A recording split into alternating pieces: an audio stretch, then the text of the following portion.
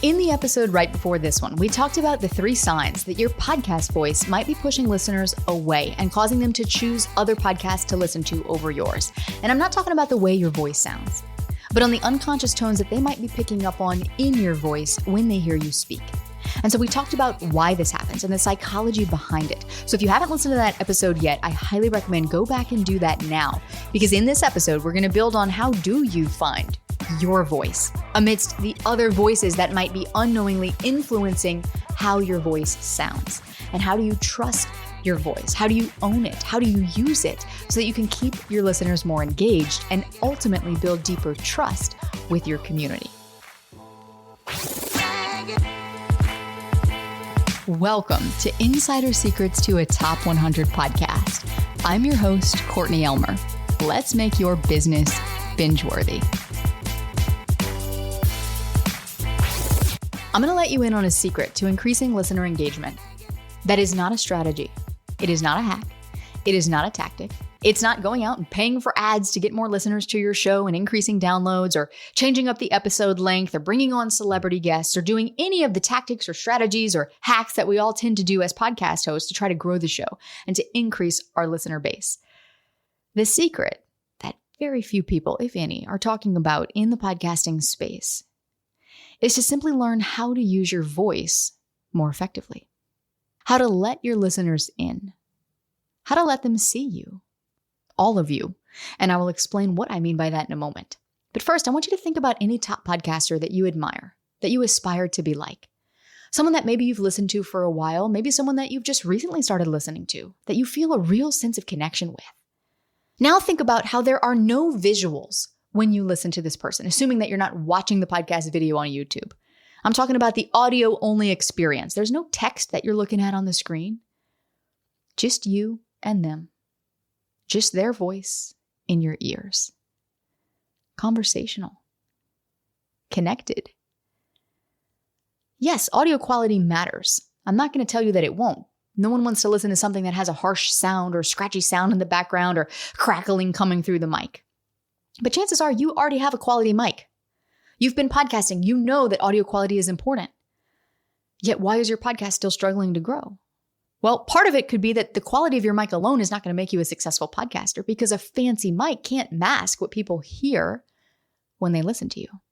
So when I talk about these unconscious tones in your voice, which we dove into at length and where these come from and why this happens in the previous episode, what I want you to think about is I want you to think about your voice kind of like body language. All right, body language, you and I both know, these are cues that we pick up on in other people unconsciously. Arms crossed, a classic example. It can mean defensiveness or anger. Maybe it means insecurity or anxiety. But either way, whatever it means, it's physically closing off a part of that person to you. They're closing off a part of themselves to you. Ever been in an argument with your significant other and next thing you know, they're crossing their arms? Or next thing you know, they got their hands on their hips and they're telling you what they think, right? It's that body language that is often unspoken, but you pick up on it nonetheless, even if it's never explicitly mentioned or talked about. And we can learn a lot about a person through their behavior and through their body language. In fact, studies have been done that indicate that crossing your arms with either the right arm over the left or the left arm over the right means different things about your personality. Right arm over left suggests that you're more analytical and logical in nature. But left over right could indicate that you're more intuitive and creative. Cross your arms right now, just for fun. What do you naturally do? My left immediately goes over my right. Now, think about the last time that you were in an argument with someone that you love. How many times have you heard, honey, it's not what you said, it's how you said it. This happened recently. My husband and I, we had gone on a trip with our family and, inevitably trips, like when you're together, it's like, okay, it's the first time you've really had to connect in a while, but also there's all the stuff you got to get out of the way before you can really connect.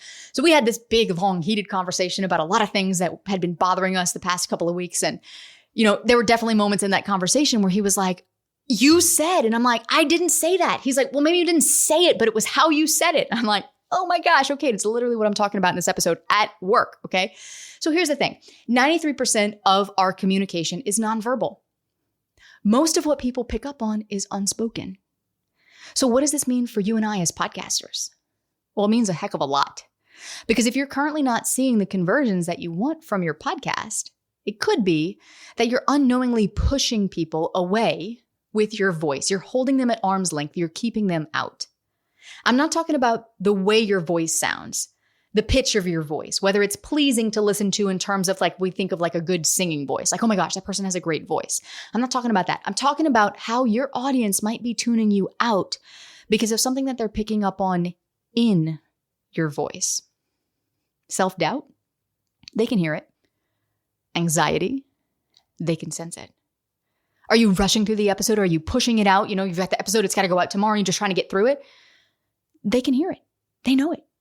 When you ask them to take any kind of action, are you apologizing? If you are, you think they're going to convert? No. So this is important because if we're going to be a generation of podcasters who make meaningful and lasting change in the world through our voices, we're not going to be able to do that if we are currently unknowingly driving people away with the very voice we're trying to create that impact with. So it's up to each one of us as podcast hosts, it's up to you and it's up to me to continually work at this and to fix it by getting over the possibility of rejection when we show up as who we are, not who we think others think we should be. So this has to go deeper than removing filler words from your vocabulary. I've talked to plenty of hosts who are part of Toastmasters. They're very polished speakers, but they're still struggling to grow their podcasts. And this is because removing ums or ahs are not going to help you identify what's causing your listeners to only listen to half your episodes in the first place, or not to take action when they hear your call to action. And I will be honest with you, I wish someone told me about this at the beginning of my podcast. I wish someone had put more of an emphasis on this than on what mic to buy and the quality of your editing and hiring a high quality professional editor and on the length of your episodes and on what to say in your episodes and on all of these different things that we tend to talk about in the podcasting space. All of the stuff that gets thrown around, use SEO to grow your podcast and, streamline your production and guest on other podcasts, all of this stuff. It's just stuff. Because at the end of the day, if you are not able as a host to connect with your listener in a way that makes them trust you, that makes them know you, like you, and want to be friends with you, you've lost them. That's it right there. And look, for the longest time, I bought into the same fears and lies. I've experienced all of them. Well, what if people don't like what I have to say? What if people disagree with me? What if they reject me? Or tell me off because they think they're right. I'm not right. What if I'm not as much of an expert as I think I am? What if nobody listens to me? Gosh, there's plenty of people out there already saying the exact same thing. What I have to say, it's probably not as important. I don't think I can say it any better than they can. How many of those thoughts have ever gone through your head? I know I'm not alone here. My own brain tries to sabotage me anytime I do deeper voice work. I've worked with multiple voice coaches. And in my most recent experience with my voice coach, I lost my voice for 3 days. Couldn't speak. Not a word. I was literally texting Alan being like, hey, honey, can you help me with this, blah, blah, blah. And he's like, why are you texting me? I'm like, because I cannot speak. And my brain, that was my brain's way of being like, no, it's not safe to go there. That's thanks to, 30 plus years of conditioning, which I shared in the last episode, and how this affects us and how this affects our ability to show up as who we have been created to be. I thought that the ticket to more sales was a bigger audience. I need thousands of followers. I need hundreds of thousands of followers. I need millions of downloads. I had no idea that it was as simple as learning how to connect with the audience I had in the first place. And it wasn't until I did this work that I was able to get our podcast ranking among the top 1% of podcasts in the world. Now, I will caveat this and say that this level of deeper work, this voice work, takes commitment. It's going to take time. Because if it was easy, everyone would be doing it. We both know that's not the case. But what I do know for sure is that you can learn how to use your voice to its full potential and turn it into one of the most powerful tools in your expert arsenal. Or you can ignore what I'm saying and continue to struggle. And if you're still listening to my voice right now, I have to assume that you're interested in the former, not the latter. So here are 3 things that I do and that I continue to do to help you connect with me in every episode. and to help me stay connected to you in every episode, which has in turn impacted the overall trust that our community has in me, in what I teach, in our programs, and our ability to get results for people. It has increased our listens month over month dramatically. I'm talking not like incremental 0.5% increase in 10% increase in listens month over month. It's increased the engagement of our podcast. People are listening to episodes longer than ever. They're leaving more reviews than ever. And the conversions from the podcast have steadily increased as well. And I believe that beyond any strategy, beyond any tactic, beyond any podcast plan that I could ever give you, this is going to be the most impactful work that you can do as a top 100 host. So here are the 3 steps. First, you got to begin to recognize the voices that have influenced your journey to where you are now, both the good ones and the bad ones, because they've all been working for your greater good. And I want you to stop and notice them. And I want you to recognize that you wouldn't be here and you wouldn't be who you are today without them. And notice the role that each one of these has played in your life and maybe is still playing in your life. Your inner voice, outer voices, divine voices, uplifting voices, discouraging voices, the spoken voices, the unspoken voices, the generational voices, your voice, which sometimes starts as the quietest of whispers. And I want you to notice these voices at work in your life and show gratitude for them. That's the second step, to make an intentional effort not only to express gratitude for all of these voices, good, bad, and ugly, that have influenced your journey, but to make an intentional effort to cultivate your awareness around them and notice your triggers. Notice when those other voices step in and speak for you. For me, planning a podcast episode used to be a trigger. As I shared in the episode before this one, because of the voices that influenced me in my early years of my life and in my childhood, I had this underlying belief that nobody cared what I had to say. Nobody wanted to hear it. So there was a lot of posturing and convincing in my podcast episodes that came through my voice because I didn't trust myself. And so unconsciously, it was like this need to convince people that I knew what I was talking about. And you can go back to maybe don't do this, right? Because it's kind of embarrassing for me. But if you were to go back to any of the old episodes, like episode 1, episode 2, episode 10, any of these old episodes before I did this voice work, you would hear it. You would hear a definite difference. Now, what I was doing in those episodes, because I didn't trust myself, what was coming through in my voice, unbeknownst to me, was actually keeping you from connecting with me. It was keeping you from actually hearing what I had to say because it wasn't important. You weren't tuned in. You weren't connected. And so this is what I mean when I say let your listeners in. We as hosts have to stop holding people at an arm's distance. Think about it this way. How do you act around your best friend, around your significant other, around family members who you aren't afraid to be yourself around?